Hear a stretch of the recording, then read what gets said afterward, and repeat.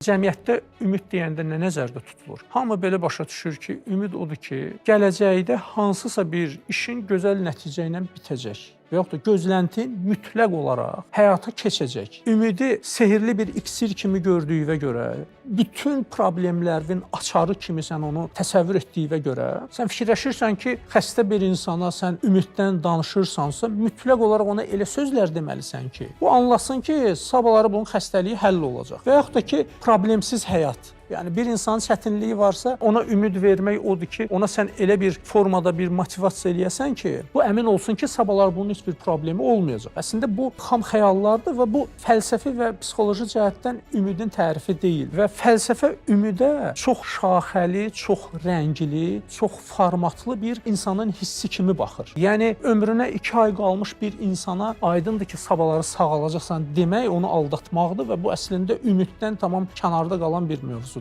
O da anlayır, sən də anlayırsan ki, bunlar boş-boş sözlərdir. Deməli, ümid bəzi yerdə insanın özü ilə harmoniyadır, bəzi yerdə insanın ilahi rəhmətə ümid bəsləməsidir, ilahi bağışlanmağa insanın əmin olmasıdır. Bəzi yerdə insanın öz vəzifəsini, nəticəsi olmasa belə etməsidir, yəni bu yenə də hərəkətə gətirir. Bəzi yerdə insanın sülh halında yaşamasıdır, bəzi yerdə daxili hüzurdur. Yəni əslində ümid mənim istəyim həyata keçəcək formasında deyil.